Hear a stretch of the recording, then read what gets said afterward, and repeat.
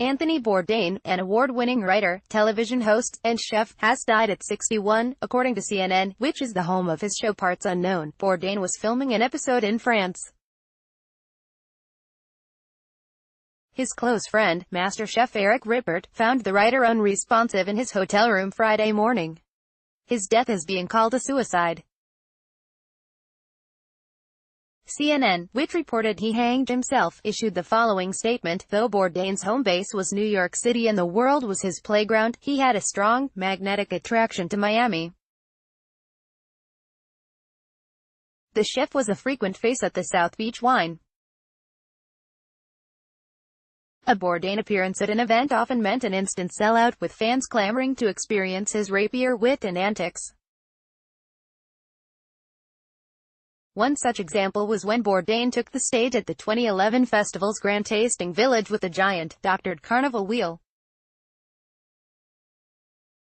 PBR in hand, he invited audience members to spin the wheel and ask a question related to the topic on which they landed, dick, poop jokes, politics and religion, and Top Chef being some of the choices. In 2017, Bourdain maced the festival's tribute dinner honoring José Andrés. It became a memorable evening when Andrés tore off his white chef's coat on stage to reveal a black T-shirt reading, "I am an immigrant." Festival founder Lee Schrager has a long history with Bourdain. He recalls first meeting the chef at the Culinary Institute of America. "He was a class and a half ahead of me. I graduated in 1979, Schrager says.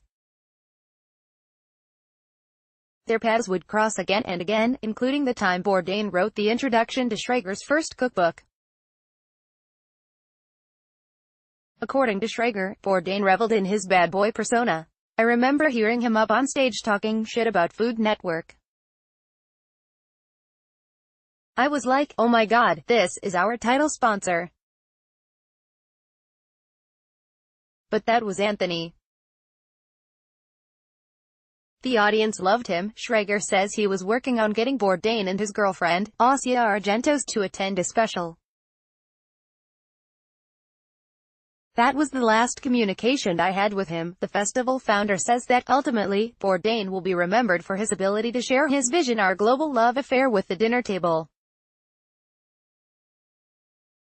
Anthony was a gifted storyteller. I think his book Kitchen Confidential changed the culinary world. Through his writing and his television shows, he took us on a journey of eating that most people would never get a chance to experience. Expand. Bourdain began with a cook's tour on Food Network, moved on to Anthony Bourdain, No Reservations and The Layover on the Travel Channel, and finally did his CNN work. The chef-turned-TV host filmed several episodes of his shows in Miami. He would always ask local chefs and celebrities to act as tour guides and ambassadors. The list of Miamians tasked with showing him around included Chris Wessel, Michelle Bernstein, Michael Schwartz, and Richard Hales. When it came time for Bourdain to swing back down to the Magic City for Parts Unknown in 2015, he called documentary filmmakers Billy Corbin and Alfred Spellman. It turns out the chef was a fan of the pair's infamous film, Cocaine Cowboys. "Part of what helps you keep going and pushes you to grow is that you have cool fans boosting you," a distraught Corbin told New Times This Morning. "That was fucking incredible, to get that endorsement from him." For the Parts Unknown shoot, Bourdain took Corbin and Spellman out to Captain Jim's Seafood Market. As the two filmmakers held court with Bourdain and shared stories of Miami's cocaine-running glory days, Corbin sipped a beer, something he almost never does. Typically, he's a whiskey man. "You better believe that when Anthony Bourdain invites you out for a beer, you drink a beer," Corbin says today. It turns out, Corbin says, Bourdain's fandom was real. After their hour-long interview ended, the three continued to crack stone crab shells and shoot the shit for another hour after the cameras quit rolling. Bourdain never forgot them either. Corbin and Spellman attended the New York City premiere of Bourdain's 2017 documentary on food waste, Wasted, and stopped by to say hello to the TV host. "He was just a fan," Corbin says. I remember we were some of the first people to tell him about Waffle House. Corbin says that at the premiere, he remembers watching Bourdain let off a now infamous rant criticizing accused rapist Harvey Weinstein. Until his death, Bourdain was dating actress Asia Argento, who says Weinstein abused her. You could see, obviously, Anthony was a guy pretty candid about his demons. Corbin says. Apparently, there was more going on there than people must have known. Corbin tweeted a tribute this morning. Bourdain also loved Miami Beach's gritty haunts. While in town, he would get tattooed at Love-Hate before stopping for a beer or two at Mac's Club. Bourdain included the bar in a 2006 episode of No Reservations, in which he called the dive one of his favorite places on earth. Bourdain seemed to find a kindred spirit in the then 100-year-old Mac, who shared the chef's passion for oral history, working-class people, and cheap beer. Rip Mac. Let flags fly at half-mast in Miami. Anthony Bourdain, at Bourdain, March 25, 2016. Even New Times has a history with Bourdain. In April 2012, he tweeted, "Congratulations Miami New Times for most offensively insipid review of an episode of No Reservations to date. Afrique Sachet owner, sick." That tweet, in response to a review of the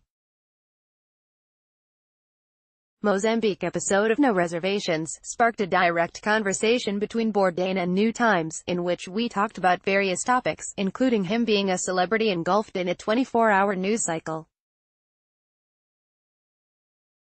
Bourdain's response, "Hey, you play, you pay. I can't complain. Believe it or not, I'm not sitting around trying to think of ways to stay in the public eye.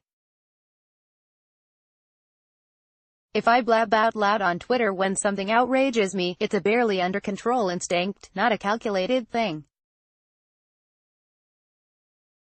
It's frankly a sign of weakness in my view. Mom always told me to be polite, never be a show-off, think before you speak. Not the only way in which I'd venture. Just can't help it. Twitter is fun. I forget sometimes how many eyes are following. Or don't care until it's too late." Bourdain's shows have won numerous awards, including several Emmys and a 2013 Peabody. His books were New York Times bestsellers.